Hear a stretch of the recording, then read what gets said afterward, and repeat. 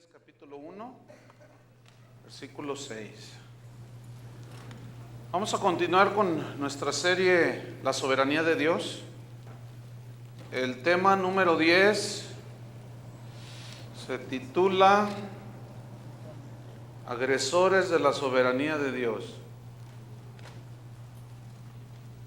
Bueno, Malaquías 1:6. Está antes de Mateo. Dice así: el Hijo honra al Padre. Está hablando el Señor aquí. Y el siervo a su Señor. Si pues yo soy Padre, ¿dónde está mi honra? O sea, no estaban honrando a Dios. Y si soy Señor, ¿en dónde está mi temor o mi reverencia, mi respeto? Dice Jehová de los ejércitos: a vosotros, oh sacerdotes, que menospreciáis mi nombre, o sea que tienes desechando mi nombre, teniéndolo en poco, y decís: ¿en qué hemos menospreciado tu nombre? Y Dios les contesta su pregunta. Fíjate, aquí les contestó: en que ofrecéis sobre mi altar pan inmundo, es decir, pan contaminado, pan malo, echado a perder. Y dijisteis: ¿en qué te hemos deshonrado? Y Dios les vuelve a responder: en que pensáis, fíjense, pensáis. Ellos pensaban que la mesa de Jehová es despreciable. Aquí la palabra mesa en el hebreo significa comida. Entonces aquí se está refiriendo a la palabra de Dios, porque la comida que Dios da es su palabra, es el alimento al espíritu. Entonces aquí los sacerdotes estaban menospreciando la comida de Dios, la palabra de Dios, pero también estaban ofreciendo otro tipo de pan a la gente, cosas que no eran la palabra de Dios. Ahora vamos a Mateo capítulo 15, está adelantito, capítulo 15 de Mateo, versículo 8.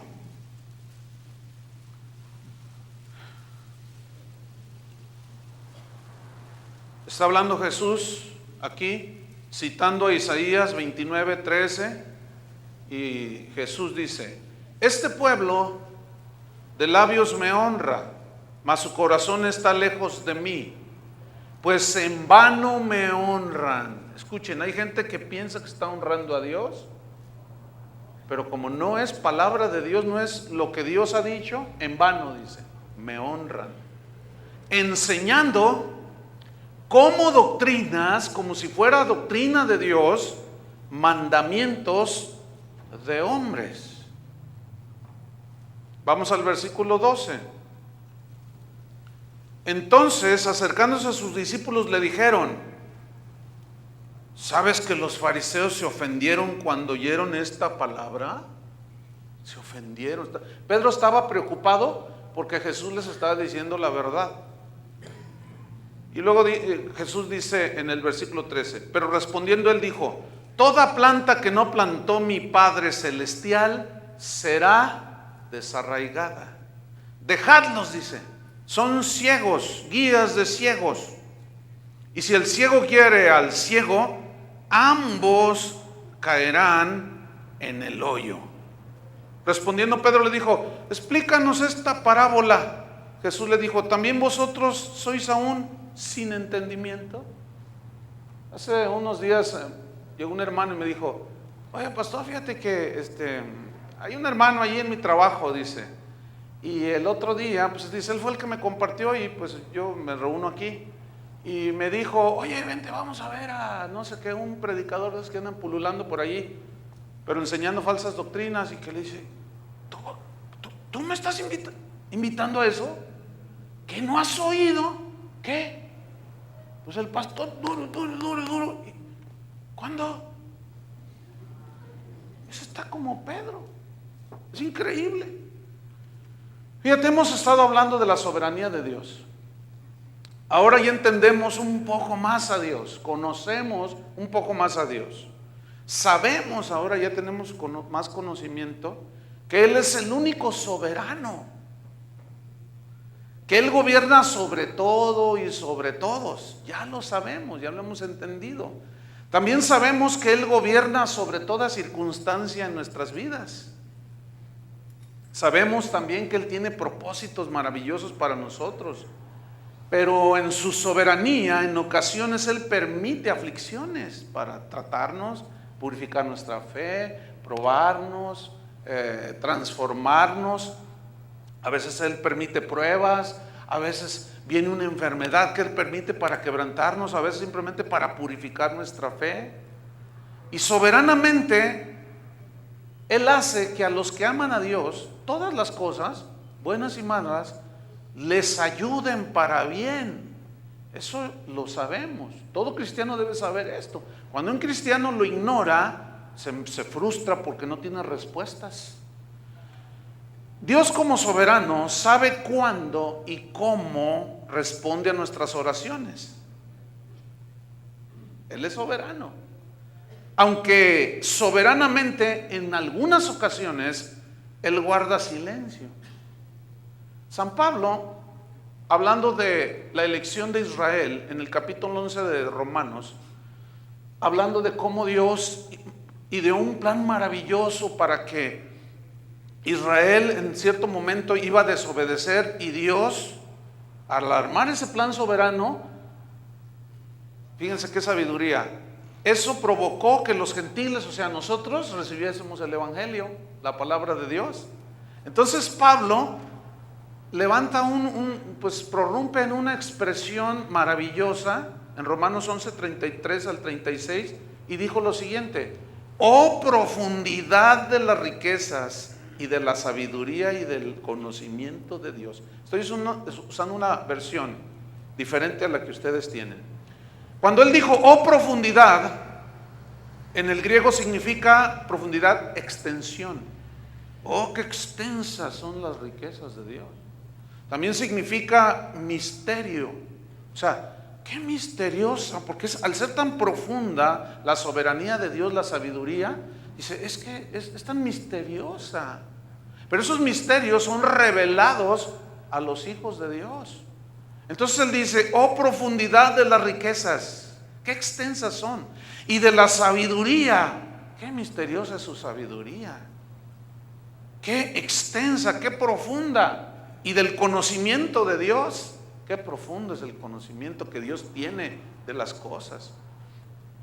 Qué inexplicables son sus decisiones. Qué inexplicables. Qué incomprensibles son sus caminos. Sus caminos son ininvestigables. Y aquí caminos en el griego significa modos, significa medios. Es decir, Dios en su sabiduría utiliza medios que para nosotros están como ocultos, así como, ay, no entiendo. Él usa medios como con José, como con Pablo, se vale de todo el Señor en su sabiduría tan profunda y utiliza medios, formas para cumplir su propósito. Por eso Pablo decía, qué inexplicables son sus decisiones, qué incomprensibles e ininvestigables son sus caminos. Porque ¿quién ha conocido la mente del Señor? ¿Quién la conoció? ¿Quién podrá aconsejarlo a Él? ¿Quién le dio algo a Dios para que luego Dios tenga que agradecérselo? Porque de Él y para Él y por medio de Él son todas las cosas. A Él sea la gloria por los siglos de los siglos. En la historia desde que Dios escogió a Israel hasta nuestros días, siempre han aparecido falsos maestros, falsos profetas. En Deuteronomio capítulo 13, Dios dijo, todo aquel que profetice en mi nombre y se cumpla la profecía, pero esto los lleve y los desvíe de mis caminos, el tal profeta es un falso profeta y debe morir. Esa fue la sentencia de Dios, fíjate. Dice, el que les profetice y se cumpliese, pero eso que les dijo, aunque se cumpliese, si los aparta de mí, si me hace a un lado a mí, no viene de Dios eso. Dice, y yo dejé que esos profetas entraran entre vosotros, entre Israel, para probarlos en su corazón, a quién habían de obedecer y de amar. Si habían de amar a Jehová con todo su corazón y seguir por sus caminos, o nada más iban a hacer lo que les dicen los profetas, esos que andan por ahí, y ustedes se lo van a creer y los andan siguiendo a ellos, o los siguen a ellos, o me siguen a mí. Por eso Dios lo permitió, fíjense. Yo siempre me hice la pregunta hasta hace unos años: Señor, ¿por qué permites que falsos maestros entren a la iglesia? Para probarlos. Si les obedecen a ellos o me obedecen a mí. Bueno, en el cristianismo de hoy, algunos se han levantado como soberanos. Se han levantado como consejeros de Dios, queriendo reinventar el evangelio. Estos soberanos, entre comillas, han introducido a la iglesia doctrinas ajenas a la Biblia. Son doctrinas centradas en satisfacer los deseos puramente humanos de las personas, terrenales. Estos soberanos, con sus doctrinas de hombres, hacen a un lado la soberanía de Dios. Agreden a Dios con sus falsas doctrinas. Pablo lo estableció claramente. Digo, ¿quién le aconsejó? ¿Quién le dio primero a él para que luego él tenga que agradecérselos? Y ahora estos que andan por ahí, ahorita estamos invadidos, hermanos, de esta gente. Se han vuelto consejeros de Dios. Le han dicho a Dios: no, pues fíjate que así no es así. Millones de cristianos han sucumbido a los maravillosos mensajes de estos mercaderes que han tomado la piedad como fuente de ganancia. Los tienen en una alta estima. Los tienen como becerros de oro. No se los toque porque olvídese. Enseñanzas sobre cómo obtener el éxito, el multicitado evangelio de la prosperidad, el pensar positivo, la visualización, la confesión positiva. Todo este tipo de falsas doctrinas han invadido las librerías cristianas. Alguien me dijo que el 90% de los libros que se venden en las librerías cristianas son de estos temas, fíjense. Increíble. Pero también se han invadido estas doctrinas los púlpitos de muchas iglesias. Las conferencias al respecto a estos temas se han multiplicado de una manera extraordinaria. No es ordinario, o sea, se han multiplicado porque tienen mucho éxito. Todo el mundo quiere riquezas, honra, dinero y amor. Estos soberanos han implantado un nuevo evangelio, pero es un nuevo evangelio ajeno a las escrituras. En Gálatas 1:8, San Pablo establece de una manera contundente, sin miramientos, sin titubeos, una sentencia para todos estos, fíjate. Gálatas 1, versículo 8. Mas si aún nosotros, o un ángel del cielo, cualquiera de nosotros, sea Pedro, Pablo, yo mismo, cualquiera, o un ángel del cielo, Gabriel, el que tú quieras, os anunciare otro evangelio diferente del que os hemos anunciado, sea anatema. Eso significa está bajo maldición de Dios. Como antes hemos dicho, antes dice, también ahora lo repito. Y vean qué interesante, después de casi 2000 años, el Espíritu Santo nos lo vuelve a repetir para que no se nos olvide. ¿Qué? Si alguno os predica diferente evangelio del que habéis recibido, está bajo maldición. La enseñanza levantando tu autoestima,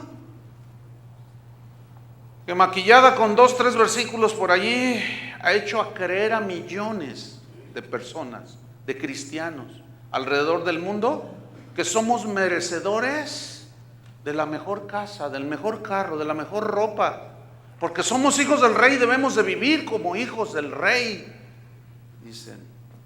Entonces el ser rico y exitoso, según estos falsos maestros, es una señal de estar bien con Dios. Pero esto solo sirve para silenciar sus conciencias. conciencias que están adormecidas, conciencias que están a punto de volverse cauterizadas.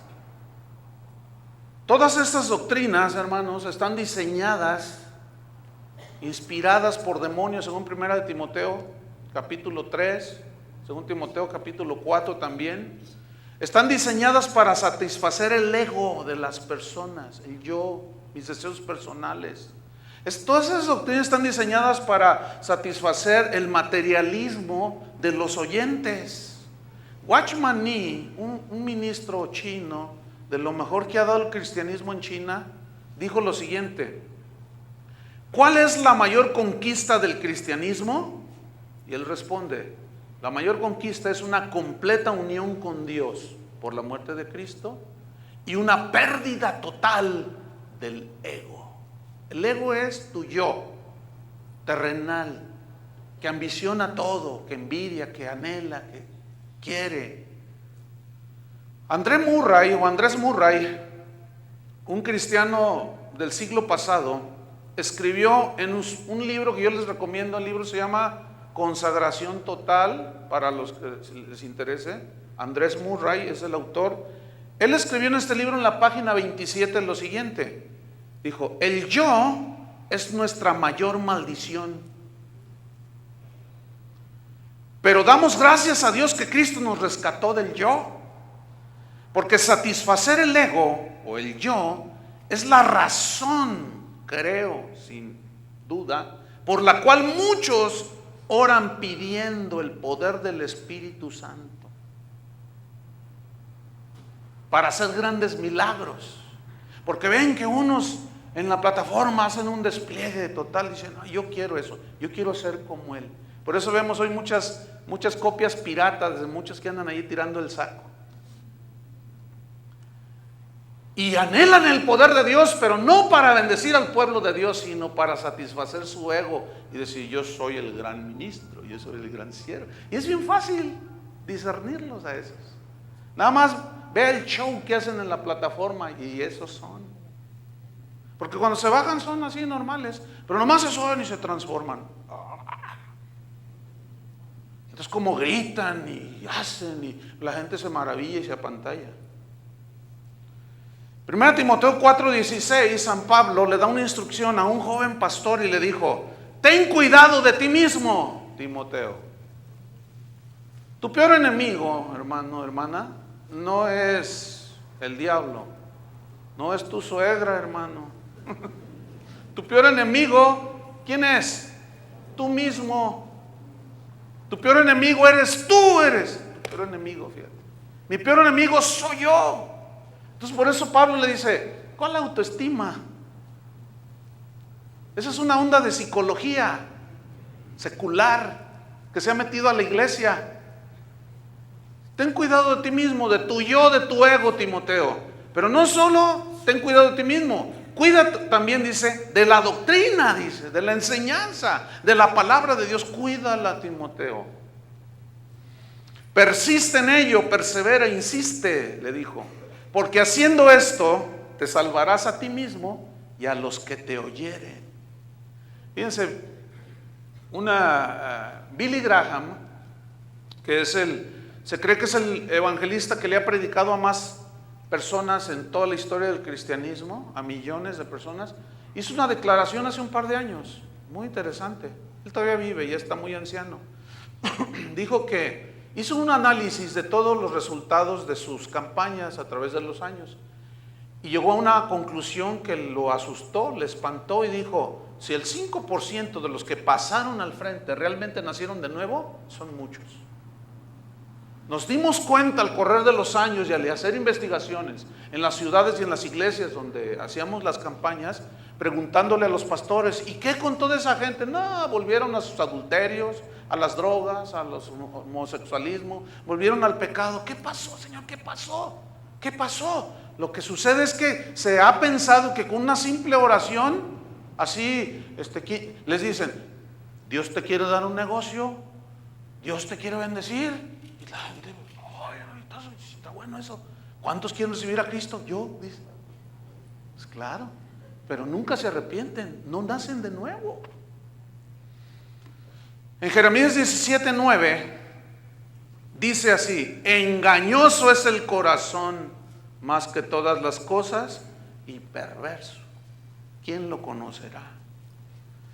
La palabra engañoso viene del hebreo akob, que significa hinchado, se hincha de orgullo. Jesús habló del corazón, ¿se acuerdan? Que de allí salen los malos pensamientos, las blasfemias, los adulterios, las borracheras del corazón. Y es engañoso. Engañoso, akob, significa hinchado, pero también significa fraudulento, significa torcido. ¿Cómo es el corazón? Fraudulento, nos comete fraude, nos engaña el corazón. Engañoso es el corazón. La palabra corazón en el hebreo es una palabra lev, que se usa indistintamente cuando se refiere al corazón, o sea, el corazón no el miembro físico, sino la parte más interna del hombre. Pero también se usa, se intercala y también se refiere a la mente, porque es donde tenemos los pensamientos. O sea, está muy ligada con el corazón y se intercala el término. Entonces se puede leer así: nuestra mente se hincha de orgullo, nuestra mente nos puede engañar, nos comete fraude porque es una mente torcida. Por eso la Biblia insiste que renovemos nuestra mente por medio, que renovemos nuestro entendimiento por medio de la renovación de nuestro entendimiento, renovar la mente con la palabra de Dios, con los pensamientos de Dios. Pero no solo engaña el corazón, pues es perverso, dice. Y aquí perverso en el hebreo significa que es frágil, es débil. ¿Quién lo conocerá? A ver, ¿a cuántos los ha engañado el corazón alguna vez? A todos. El que no levante la mano, lo está engañando el corazón. A todos alguna vez nos ha engañado el corazón y la mente, haciéndote pensar que eres lo que no eres. Ay, yo tengo paz en mi corazón. Ay, no podemos confiar en el corazón, hermanos. Bueno, es del corazón y de la mente humanas de donde han salido todas estas doctrinas, que son doctrinas orgullosas, fraudulentas, torcidas. Son enseñanzas que anulan y menosprecian la soberanía de Dios. Dice nada más. Vamos a hablar bastante de esto. En Isaías 40, versículo 13 y 14, dice así: ¿quién enseñó al Espíritu de Jehová? Es la cita que Pablo mencionó en Romanos. ¿Quién enseñó al Espíritu de Jehová? O sea, ¿quién le enseñó al Espíritu Santo? ¿Quién le aconsejó enseñándole? Mira, Espíritu Santo, te voy a dar un consejo. ¿Quiénes? Bueno, pues todos estos tipos, todos estos falsos maestros, eso es lo que se han vuelto, consejeros de Dios. Ahora resulta con que ellos están reinventando el evangelio y dicen: no, bueno, sí, ahí sí dice, pero se me hace, Señor, que es mejor como yo lo voy a decir. Te voy a dar un consejo, Dios, mira, mejor guarda silencio y déjanos hablar a nosotros. Sigo en Jeremías 40, versículo 13. ¿A quién le pidió consejo Dios? ¿A quién le pidió? ¿Alguno de ustedes le dijo: me das un consejo, no sé qué hacer? ¿A quién le pidió consejo Dios? ¿Quién le enseñó a juzgar a Dios? Estoy usando una versión también distinta. Dios habla hoy. ¿Quién le enseñó a Dios el conocimiento? ¿Quién le enseñó? Llegó el Señor con su loncherita y su lapicito y se sentó para que le enseñaran. ¿Quién le enseñó? Bueno, pues estos falsos maestros se han puesto como maestros de Dios, hermano, haciendo un lado el evangelio que Él dejó ahí establecido, y han metido todas sus enseñanzas demoníacas, inspiradas por demonios, según Pablo a Timoteo. ¿Quién le enseñó el conocimiento? ¿Quién le dio lecciones de sabiduría a Dios? ¿Quién le dio lecciones de sabiduría? El problema del ser humano, hermanos, no es la autoestima. Ay, pues es que tienes una baja autoestima de ti mismo y tienes que elevar tu autoestima para saber quién eres. Dice. No. El problema del ser humano no es de autoestima, ni de cómo debe de verte cómo debes verte a ti mismo para así triunfar en la vida, ¿verdad? El problema de nosotros, de los seres humanos, se llama pecado. ¿Cómo se llama? Díganlo fuerte. Pecado. Ese es el problema. No es problema de autoestima. El problema es pecado. Y la solución al pecado es el arrepentimiento y la sangre de Cristo que nos limpia de todo pecado. Y el arrepentimiento es el cambiar nuestra manera de pensar respecto al pecado. Cuando alguien verdaderamente se arrepiente, dice: no, oye compadre, ¿sabes qué? Ya no vamos a andar yendo allá a aquellos lugares con las mujeres, aquellas feas. No, compadre, ¿ya se te quitó lo hombre o qué? No, es que ya me hice cristiano. ¿Y eso qué? Yo también soy, dice. Sí, hasta el diablo es cristiano. No, compadre, es que yo ya quiero serle fiel a mi esposa. No, ya te hiciste del otro bando, te dice. Entonces tú te mantienes sólido en eso. ¿Por qué? Porque tuviste un genuino arrepentimiento. No era problema de autoestima. La autoestima la tenías tan elevada que decías: yo puedo con 5. No, el problema es pecado. Pero el arrepentimiento, hermanos, nos da, el arrepentimiento le da la espalda al pecado. Pero también el arrepentimiento le da la espalda al yo, o sea, a mis deseos terrenales. ¿Qué no nos da el Señor por medio del Espíritu que va produciendo en nosotros dominio propio? ¿Para qué? Para darle la espalda al yo, a nuestros propios pensamientos y proyectos puramente humanos de nosotros. El arrepentimiento le da la espalda al pecado y tiene un poder tremendo. Una vez que te arrepientes y la sangre de Cristo te limpia, el poder al que te lleva, que hace que una persona tenga un cambio radical, es que después de arrepentirte y la sangre de Cristo te limpia, te centra tu mente en Dios y en la palabra de Dios. Yo no sé a cuántos de ustedes les sucedió algo como esto, cuando se arrepintieron genuinamente. Desde ese día tu vida sufrió un cambio radical. ¿Cuántos vivieron eso? Desde ese día no hay día que no pienses en Dios. ¿Sí les pasa eso? No, tú te levantas pensando en Dios, sueñas con Dios, te acuestas y le dices: gracias, Señor, por este día. Las pruebas estuvieron duras, pero tu gracia me sostuvo. Tienes una situación: Señor, ayúdame. Estás enfermo, Señor, sáname. A veces Dios te sana, a veces Dios calla. Pero desde ese día tu vida fue totalmente distinta. Entonces, el arrepentimiento te centra en Dios y en la palabra. Porque entonces tú dices: ¿qué tienes para mí, Señor? ¿Qué me dices al respecto de esto? Y entonces tú te deleitas, como decía Chuy mientras dirigía la alabanza, la adoración, ¿verdad? Medita en la palabra. ¿Tú te deleitas en la palabra de Dios? Decía él. Examínate si tú te deleitas, porque si no es tu delicia, yo dudo que seas nacido de nuevo. En Gálatas 2:20, Pablo dijo lo siguiente, hablando del yo, fíjense, dijo: con Cristo estoy juntamente crucificado. Ya no vivo yo, mas vive Cristo en mí. Lo que ahora vivo en la carne, lo vivo en la fe del Hijo de Dios, que me amó, el cual me amó y se entregó a sí mismo por mí. Bien, cuando dice con Cristo estoy juntamente crucificado, esa palabra juntamente significa verdaderamente.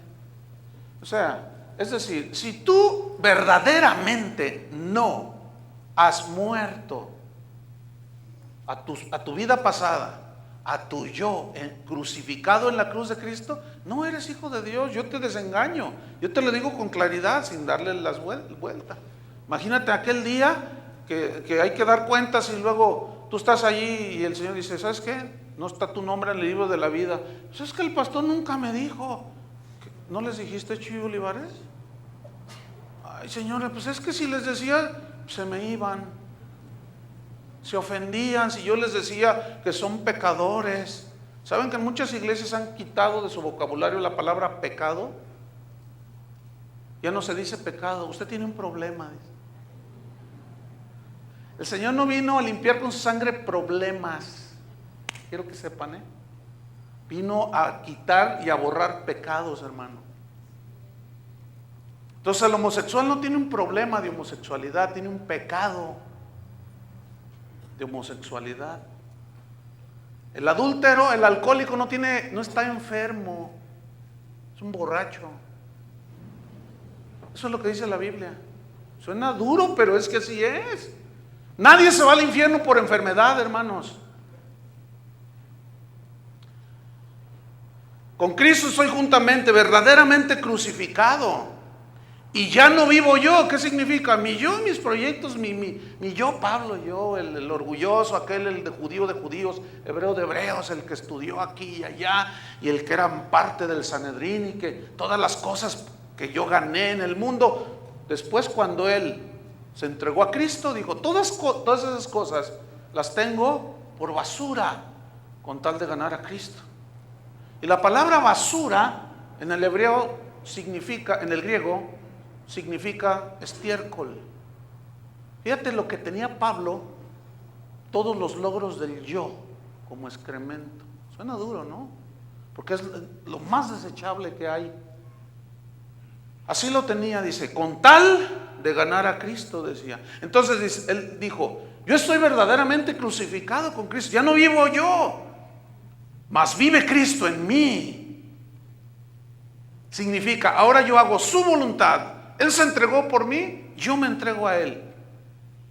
Lo mejor que yo puedo hacer es hacer su voluntad. Eso significa que Cristo viva en mí. Eso significa que Cristo viva en ti. Que tú y yo hagamos su voluntad. Y nuestro yo que quiere todo lo material y lo terrenal, hazlo a un lado, hermano. Esas son las añadiduras que Dios da. Sin embargo, todas esas falsas doctrinas van dirigidas al yo, fíjate. A los deseos del yo.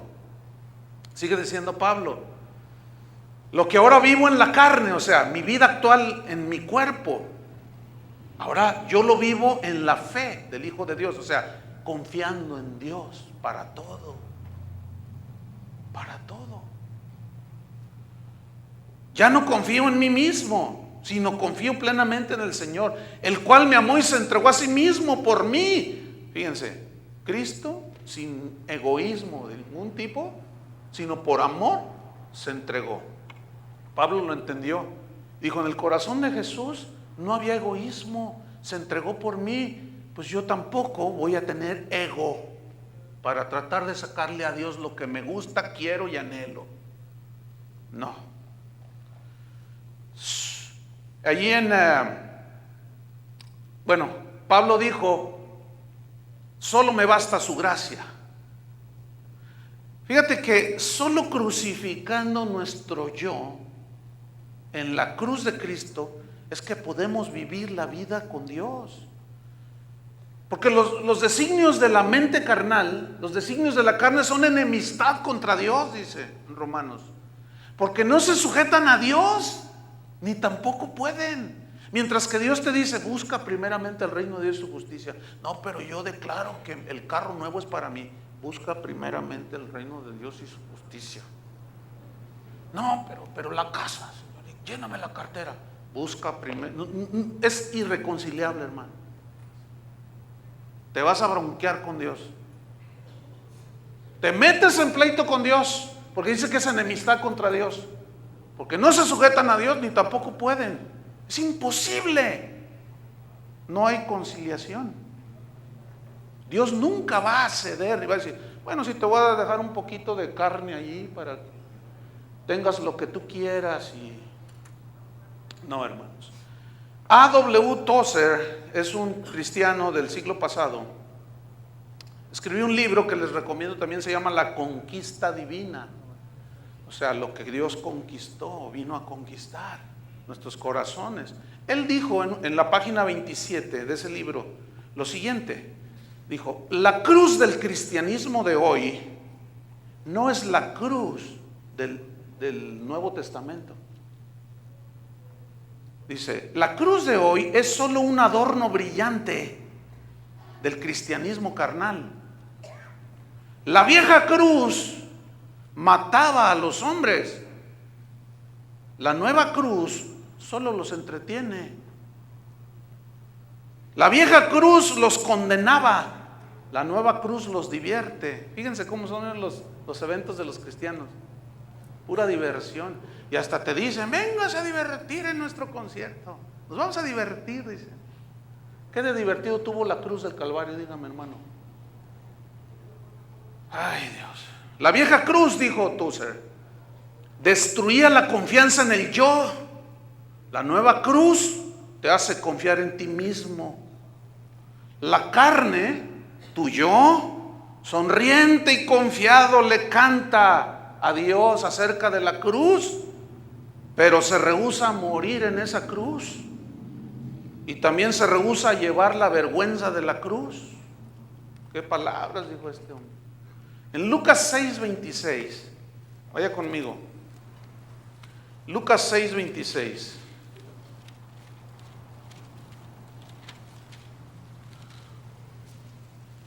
Está hablando Jesús aquí y dice lo siguiente: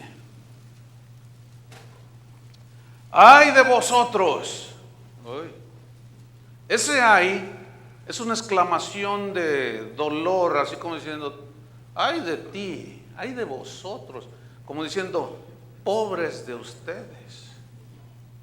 Fíjate lo que dice, ay de vosotros, cuando todos los hombres hablen bien de vosotros. En otras palabras, cuando el mundo y los cristianos egoístas celebren tus mensajes cargados de energía positiva, cuando te tengan en alta estima porque tus mensajes satisfacen los corazones glotones de los oyentes, cuando la gente te celebre y te tengan en alta estima porque les rascas al oído y les dices lo que ellos quieren oír, ay de vosotros. ¿Se acuerdan que Jesús les dice, ustedes en vano me honran, enseñando como doctrinas mandamientos de hombres, en vano me honran? Y llegan los discípulos, Señor, se ofendieron porque les dijiste esto. Se ofendieron. Y el Señor bien preocupado, ¿verdad? ¿Se ofendieron, Pedro? Sí. Y los discípulos, córranle, vayan, díganle que no quise decir eso. En realidad lo que yo quise decir es que... Y empiezan a diluir el mensaje. Escuchen una cosa, hermanos. Siempre, desde que el Señor vino y dio el Evangelio, siempre el Evangelio ha ofendido a las personas. ¿Por qué? Porque te muestra tal y como somos. Por eso ofende. ¿A quién le gusta que le digan que se va a ir al infierno si no se arrepiente? Lo primero que dice, ahí tú te crees muy santo. ¿A quién le gusta que le digan todas las cosas que hace y que no le agradan a Dios? Pues eso ofende. Entonces lo que Cristo está diciendo es esto: hay de vosotros cuando lo que ustedes hablen y den sus mensajes, la gente hable también de ustedes. ¿Por qué? El Señor dice, ay de vosotros. Él dijo, ustedes no son del mundo, por eso el mundo les aborrece. Porque el mensaje de la Biblia es totalmente contrario a los mensajes y la filosofía del mundo. Es imposible, entiende esa palabra, es imposible que los pensamientos del mundo, los pensamientos de la carne, del yo, todo lo que tiende a exaltar al hombre, está el poder en ti, el potencial en tu vida, tú puedes, tú nada más dilo y tú puedes, aunque seas un adúltero, tú puedes. Porque como no te hablan de pecado, dicen el poder está en ti, desde los púlpitos. Es imposible que esos mensajes se concilien con el Evangelio. Es imposible. Entonces, tú dices la palabra de Dios, lo que dice el Evangelio, pues estás agrediendo. Agredes. Porque el Evangelio es ofensivo. Porque derriba todo aquello que el hombre ha levantado, le derriba el orgullo, le derriba la autosuficiencia. Eso fue lo que el Señor trató con Pedro, ¿se acuerdan? Yo hasta la muerte, te crees mucho, ¿verdad? Estaba muy inflado Pedro, ya te traía una espada escondida. No, que yo hasta la muerte y que yo, aquí échenmelos a mí. Pedro, no me gusta eso de ti. Yo. Bueno, y luego llega el diablo. Oye, déjame darle una, no, te doy permiso. Y se lo sacude allí. ¿Qué quería el Señor destruir? El yo de Pedro. Y ahora todas esas doctrinas te lo quieren levantar, te lo quieren resucitar. Tu yo debe estar en el suelo, hermano. ¿Escuchaste? Juan dijo, es necesario que Él crezca y yo mengüe. Que Él crezca y yo mengüe. Ya no es lo que yo anhelo, deseo y quiero, sino es lo que Él desea, anhela y quiera. ¿No es cierto? Él es el soberano, no nosotros. Aunque estos soberanitos nos quieran hacer creer lo contrario. Se han puesto como consejeros de Dios, pero su fin va a ser terrible. Sigo leyendo. Ay de vosotros cuando los hombres hablan bien de vosotros, porque así hacían sus padres con los falsos profetas. Ay. Pues, imagínate, pues por eso estaban todos ofendidos. Así hicieron tu abuelo, tu tatarabuelo y todos tus vuelos. Así hicieron con los falsos profetas. ¿Qué hicieron? Miren, en Ezequiel 13, eso se los dejo de tarea. Allí todo el capítulo, Dios se va, pero con todo, contra los falsos maestros, contra los falsos profetas. Y en el mismo capítulo habla de los profetas de almohadilla, les dice.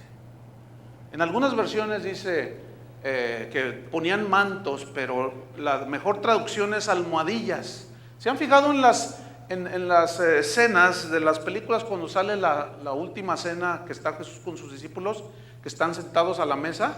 Porque dice allí, estaban sentados a la mesa, pero no era una mesa como las de nosotros. No, en realidad en aquellos tiempos ellos se sentaban en el suelo y se reclinaban en almohadillas, los codos, y así comían o se sentaban, pero estaban literalmente en el suelo.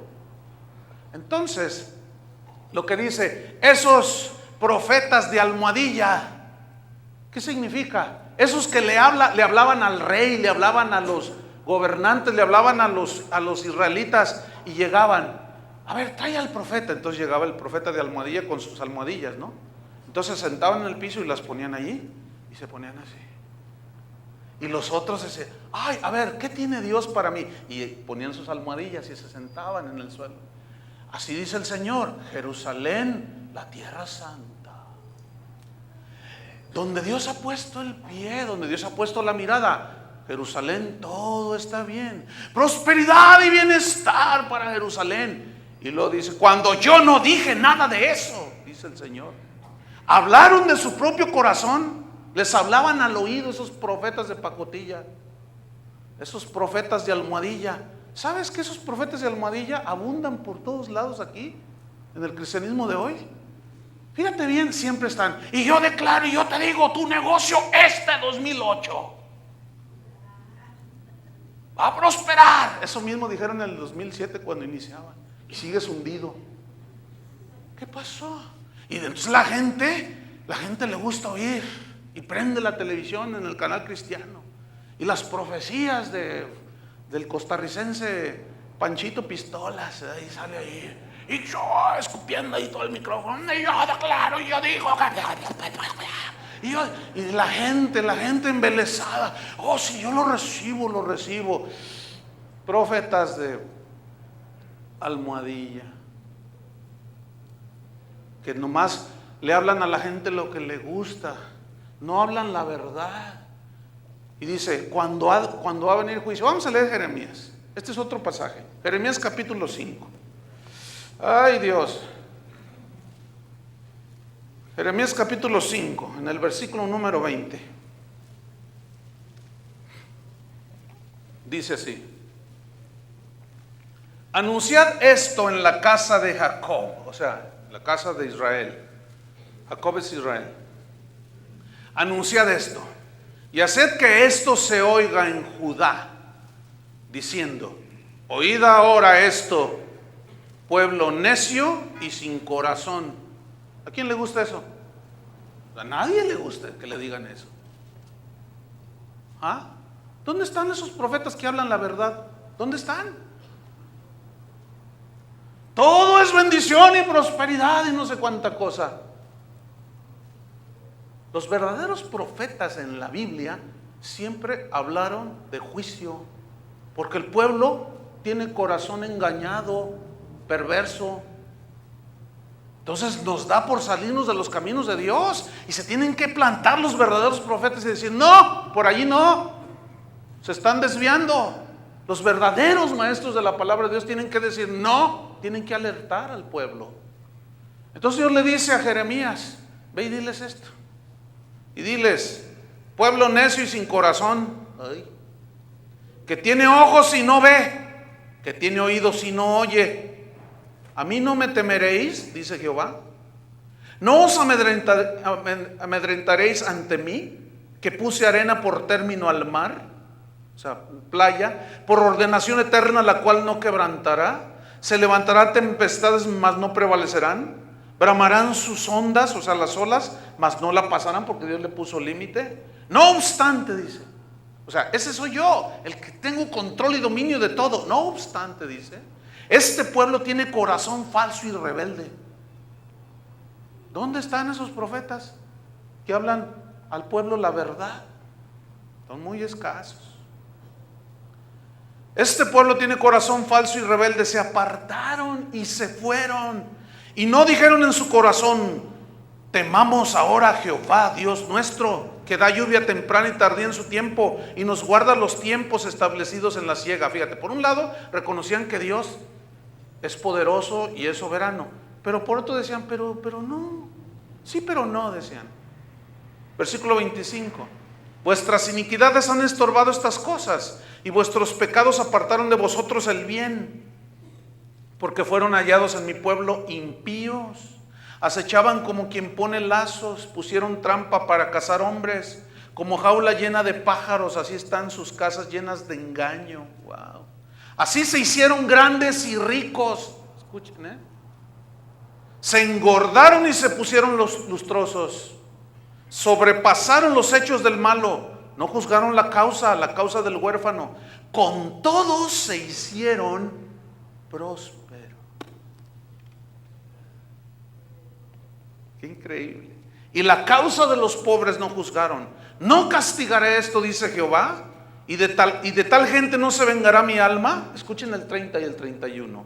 Cosa espantosa fue hecha en la tierra. ¿Qué? Los profetas profetizaron mentira, y los sacerdotes dirigían por manos de ellos. O sea, en base a lo que los profetas falsos decían, los sacerdotes se guiaban, no por la palabra, sino por lo que decían estos mentirosos. Pero lo más triste es esto: y mi pueblo así lo quiso. ¿Ustedes quieren eso?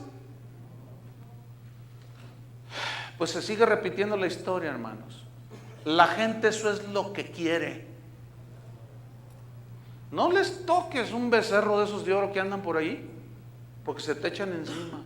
¿Quién eres tú para juzgar? Lo que pasa es que le tienes envidia, te dicen luego. Son intocables. Uno de ellos, que le gusta tirar el saco y todos se caen, dijo: se han levantado murmuración en contra de nosotros, pero en este momento yo maldigo a los que se levantan con nosotros. Invoco una maldición sobre ellos para todos los que toquen este ministerio. Porque con el mito de no juzguéis para que no seáis juzgados, ese es otro contexto.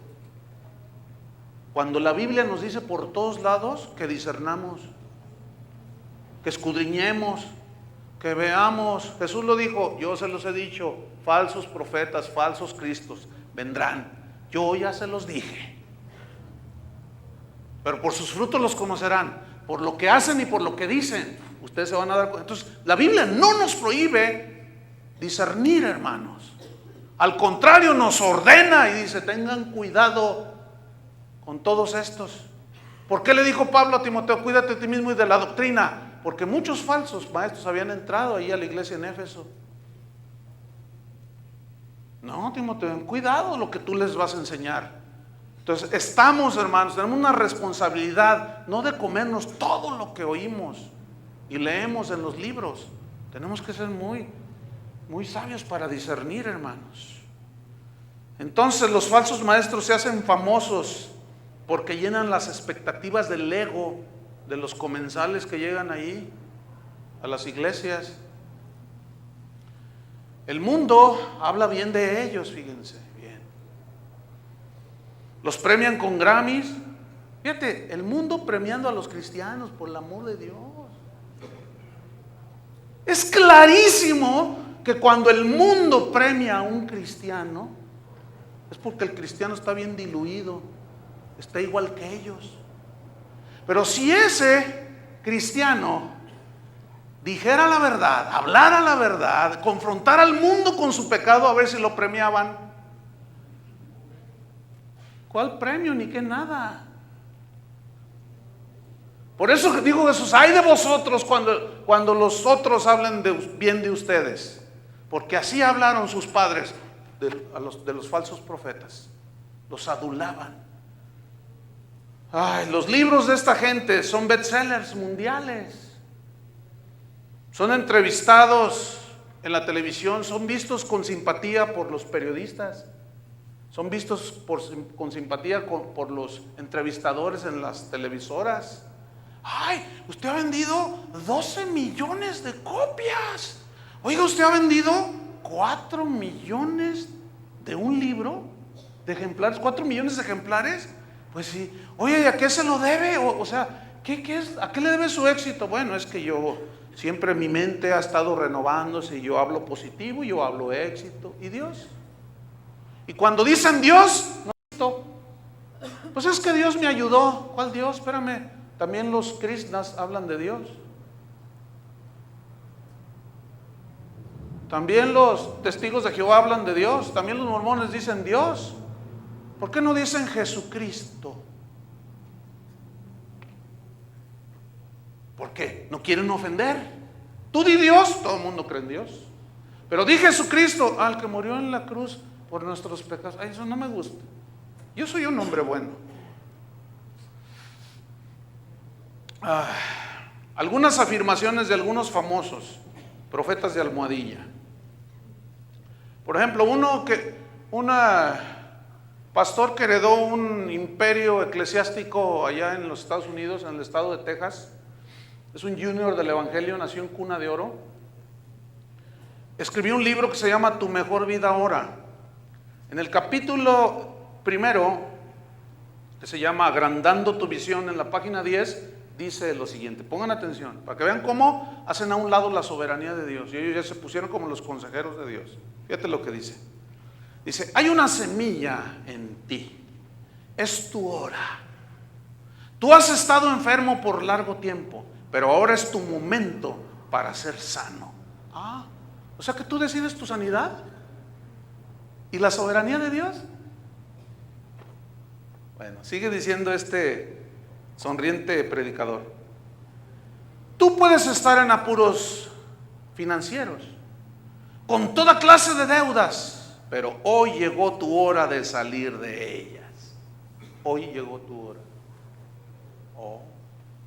Amigo, dice, es hora de agrandar tu visión. Y se refiere a agrandar tu manera de ver las cosas y diciendo, no, ¿por qué debo de estar pobre? En este momento yo visualizo una mejor casa. En este momento yo declaro éxito en mi vida. Levántate, dice en la misma página, cada día levántate y di algo como esto: Dios está conmigo, Dios me va a abrir las puertas hoy, yo voy a tener éxito hoy, voy a ganar dinero, me voy a comprar la casa de mis sueños. Agranda tu visión. Pregunto, ¿dónde está la soberanía de Dios ahí? ¿La están tomando en cuenta? ¿No? Porque ahora que llegó ese profeta, ahora ya te dice cómo salir de la pobreza, ahora ya te dice cómo te vas a sanar. ¿Y Dios? Mira, te voy a decir algo. Si Dios te quiere sanar, te sana. Si no, no. No es cuando tú digas y quieras, fíjate. Yo nada más les digo esto para que se acuerden que el soberano es Él. Pero estos soberanitos ahora están aconsejando a Dios cómo se hacen las cosas. Ahora Dios, los hermanos, la gente va a ser rica cuando ellos lo declaren, Hicimos una corrección a la constitución política del reino de Dios. Y le hicimos una enmienda allí porque Dios, oye, no, tú no quieres ver a tus hijos sufrir, ¿verdad que no? Y se ponen a aconsejar a Dios. Y se ponen a darle, siéntate Dios, te voy a dar lecciones de sabiduría. A los hijos no se les trata así.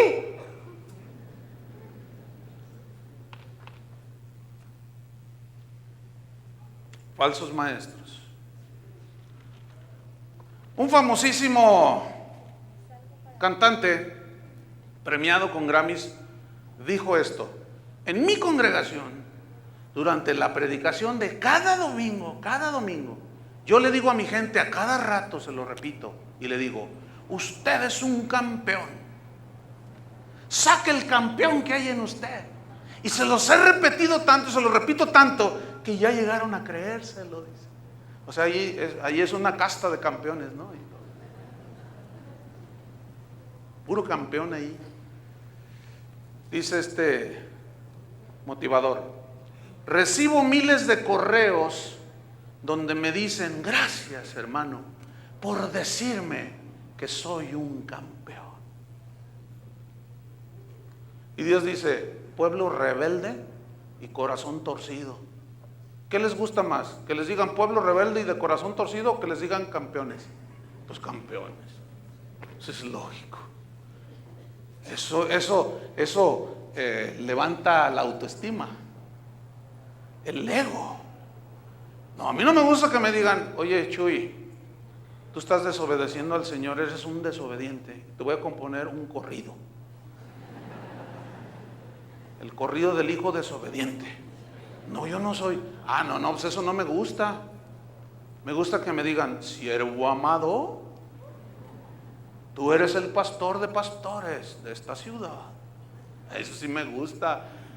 Yo soy el pastor de pastores de esta ciudad.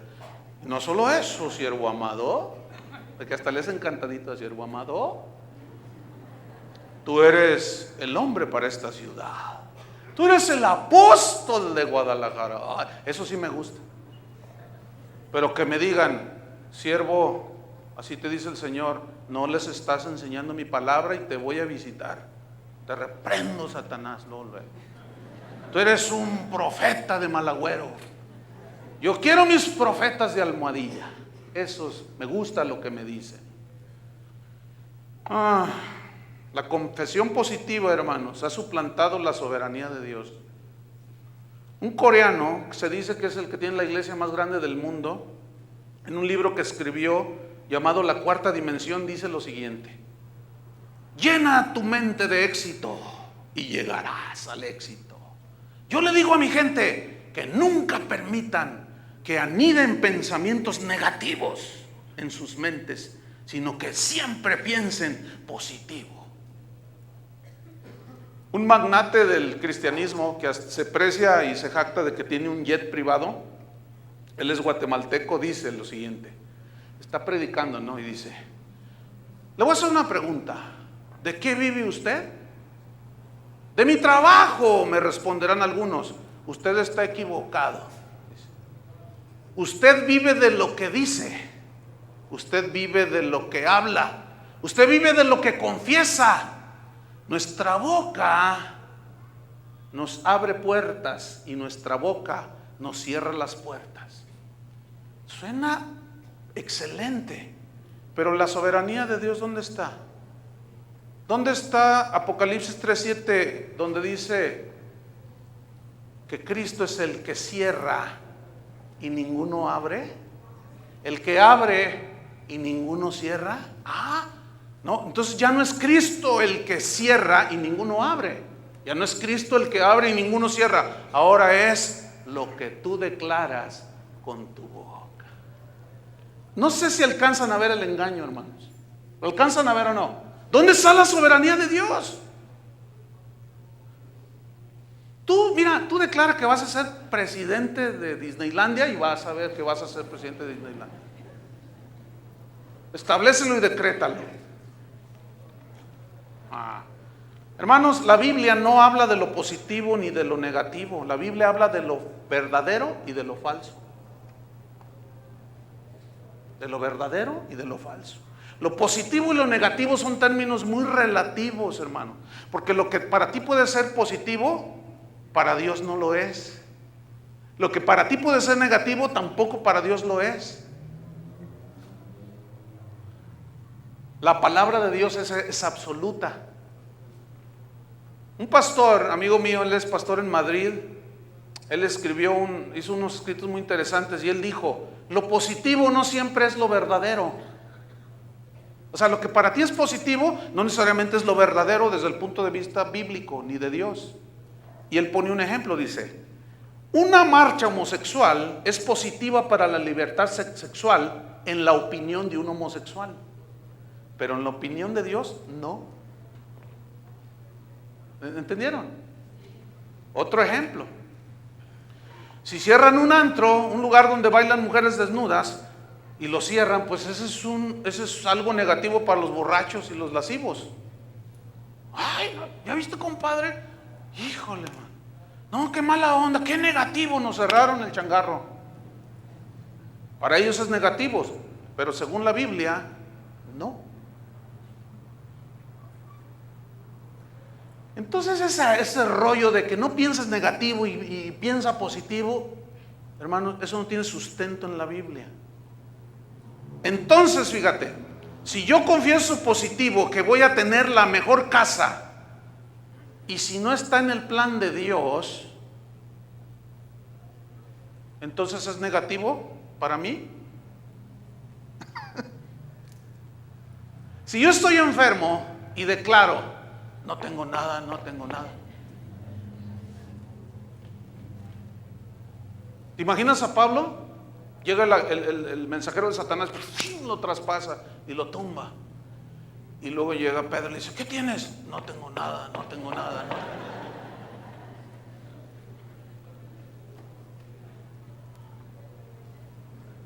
¿Qué tienes, Pablo? Nada. Entonces, ¿por qué estás tirado? Estoy descansando. Oye, Pablo, pero pues te veo como que, mira, oye, esa llaga que tienes ahí. ¿No? ¿Cuál? No recibo. No recibo lo negativo. Y ya no me hables negativo, Pedro. Oye, pero estás mal. Te ato. Te cancelo tus palabras. Yo declaro que no tengo nada y declaro que me levanto en el nombre de Jesús. ¿Se ve eso en la Biblia, hermanos?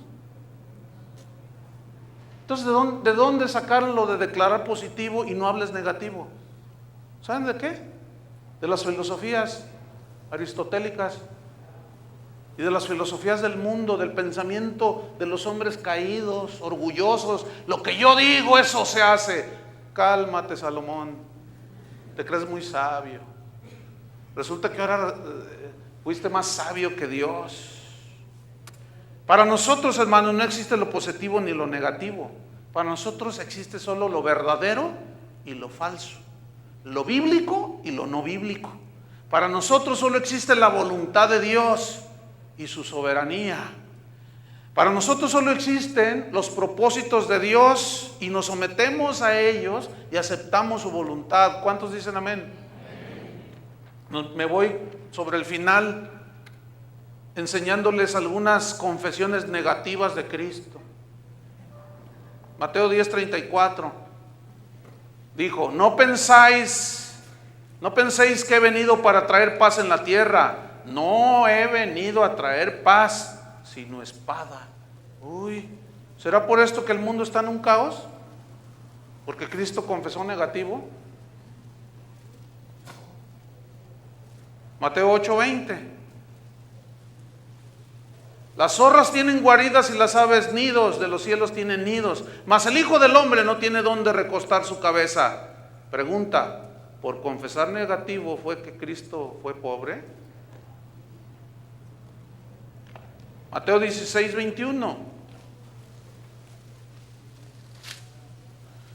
Desde entonces comenzó Jesús a declarar a sus discípulos que le era necesario ir a Jerusalén y padecer mucho de los ancianos y de los principales sacerdotes y de los escribas, y ser muerto y resucitar al tercer día. Entonces Pedro, mira, aquí está, le voy a dar un consejo al Señor.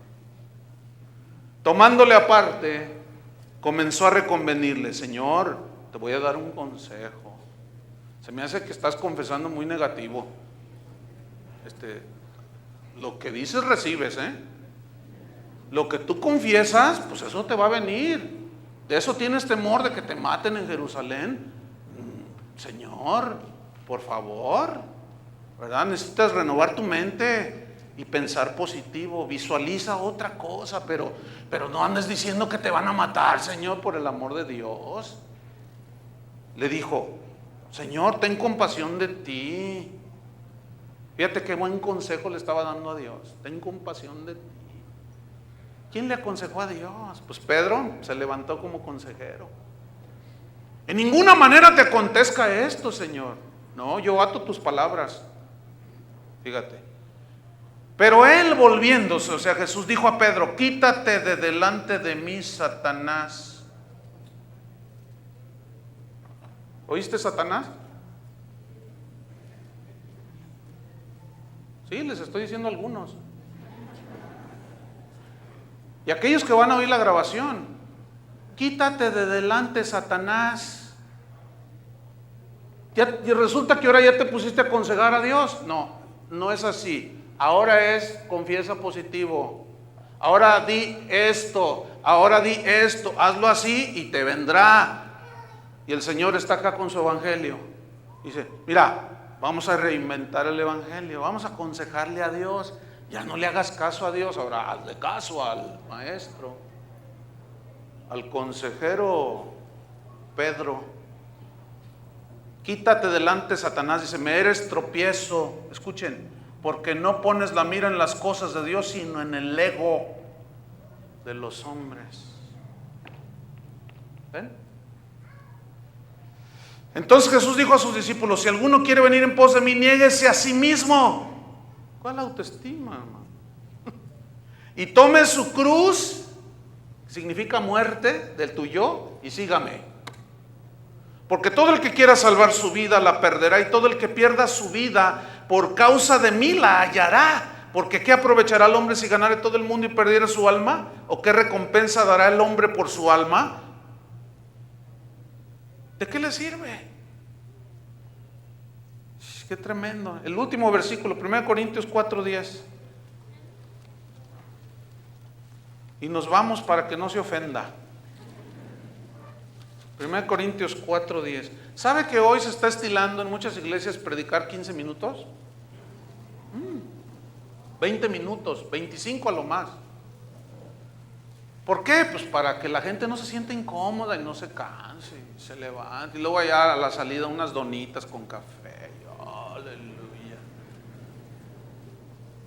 1 Corintios 4, versículo 10.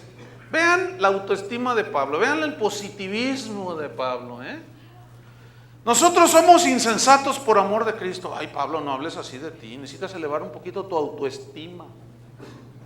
Mas vosotros prudentes en Cristo. Nosotros somos débiles. No, di fuerte soy. Mas vosotros fuertes. Vosotros honorables, mas nosotros despreciados. Hasta esta hora padecemos hambre. Por eso ni para tacos tenías, Pablo. ¿Para qué? ¿Para qué confiesas que padeces hambre? Tenemos sed. No, Pablo tan negativo. Con razón, ni para una Coca-Cola tenías. ¿Estamos desnudos? No, mírame a mí con mi traje de $800. Tú no tienes ni una camisita de Milano. ¿Por qué? Porque confiesas negativo, Pablo. Necesitas cambiar. Ay, Pablo, somos abofeteados. Te lo mereces, Pablo. No tenemos morada fija. Con razón, no tienes casa propia. No te has visualizado. Ya no confieses eso, Pablo. Mira, cuando menos que te dé una casa en el Cerro del 4 allí en Jerusalén. Pero ya no andes diciendo que no tengo ni dónde recostar, ni tengo morada fija. Pablo, eso anula la fe, Pablo. Eso inhibe el poder de Dios, Pablo. Nos fatigamos trabajando con nuestras propias manos. Nosotros no, fíjate, porque nosotros decimos, fuerte soy, fuerte soy, fuerte soy. Nos maldicen y bendecimos, padecemos persecución y la soportamos. Nosotros no, porque Cristo ya llevó nuestros dolores. 13. Nos difaman y rogamos. Hemos venido a ser ahora como la escoria del mundo, el desecho de todos. ¿Sabes qué es escoria y desecho en el griego? Excremento. ¿Qué dijo Pablo? Se me hace que se equivocó. ¿Qué dijiste, Pablo? Somos el desecho del mundo. Híjole, no. Aquí enseñan falsas doctrinas. A mí se me hace que Pablo ya se desvió del evangelio. Fíjate nomás, dice que nosotros los cristianos somos el desecho, la escoria, las heces del mundo. No, hombre, ¿cómo nosotros somos hijos del rey? ¿Se fijan qué diferente es ese otro evangelio al evangelio de Cristo? Ahora, ¿por qué él padecía todo esto? Por la predicación del evangelio, porque todos se le echaban encima, porque les decía la verdad, y la verdad es la que te va a hacer libre, hermano. Vámonos sobre el final, porque aunque tengáis, en el 14, no escribo esto para avergonzaros, sino para amonestarlos, como a hijos míos amados. Porque aunque tengáis 10,000 años en Cristo, no tendréis muchos padres, pues en Cristo Jesús yo os engendré por medio del evangelio. Por tanto os ruego que me imitéis. No. ¿Cuántos quieren imitar a Pablo? No, yo no. Yo mejor, mira, lo que diga el profeta de allá de Houston. No, hombre, con su sonrisa así bien bonita. Y tú vas a tener este año, te va a ir bien. No, pero imitar a Pablo, no, hombre, imagínate no tener morada fija. No, yo declaro que en Puerta de Hierro mi casa estará. Versículo 17. Por esto mismo os he enviado a Timoteo, es mi hijo amado y fiel en el Señor, el cual os recordará mi proceder en Cristo, de la manera que enseño en todas partes y en todas las iglesias. ¿Se enseña esto hoy? No. Mas algunos están envanecidos, o sea, su yo se elevó, como si yo nunca hubiese de ir a vosotros, pero iré pronto a vosotros, si el Señor quiere. ¿Ven? Iré a vosotros, bueno, si el Señor quiere. Qué diferente, si el Señor quiere. Y conoceré no las palabras, sino el poder de los que andan envanecidos, porque el reino de Dios no consiste en palabras, sino en poder. ¿Qué queréis? ¿Iré a vosotros con vara o con amor y espíritu de mansedumbre? ¿Saben cómo llegó? Con vara. Llegó a todos me los voy a surtir. En el capítulo 5 dice, de cierto se oye que hay entre vosotros, que hay fornicación. ¿Dónde tienen la cabeza? Y ustedes, pastores, no han hecho nada, estaban envanecidos con sus predicaciones de la autoestima y del yo y que quién sabe cuánta cosa. Dice, están pecando, el tal se ha entregado a Satanás. Entregar a un hermano a Satanás, no, ay, qué falta de amor. ¿Excomulgarlo? No, Pablo, ya te aceleraste, Pablo. Hermanos, el evangelio, estos profetas soberanillos han cambiado el evangelio, hermanos. Ese no es el evangelio. Termino. Los soberanos falsos profetas te dicen, piensa en éxito y lo obtendrás, habla positivo y lo que digas recibirás. Cristo dijo, santifícalos en tu verdad, tu palabra es la verdad. Yo, hermanos, me quedo con el soberano evangelio de Jesús. ¿Tú con cuál te quedas? Yo me quedo con la soberanía, sometido a Dios. Él tiene la última palabra. Yo inclino mi rostro ante Él. Lo que tú quieras hacer, como lo quieras hacer, a la hora que tú quieras, porque tú eres el soberano y yo solamente soy tu siervo. Yo me quedo con eso, hermanos. Aunque no llegue la casa, el carro y todo todos andan buscando.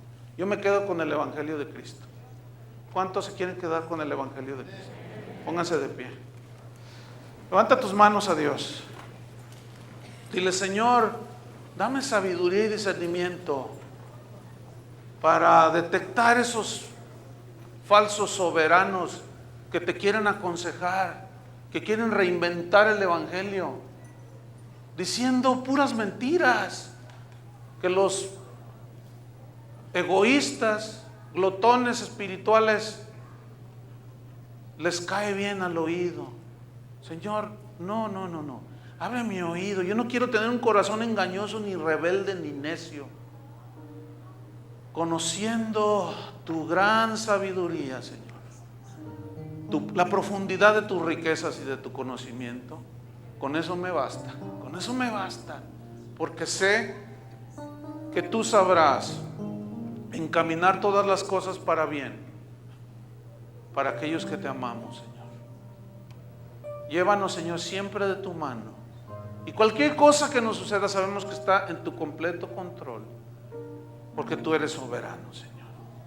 Gracias a los que nos has dado una casa, gracias a los que no nos has dado, gracias a los que has prosperado su negocio y otros están empezando o no funciona. Señor, estamos contentos con lo que tenemos. Gracias, soberano, Rey de reyes y Señor de señores, el único que habita en luz inaccesible.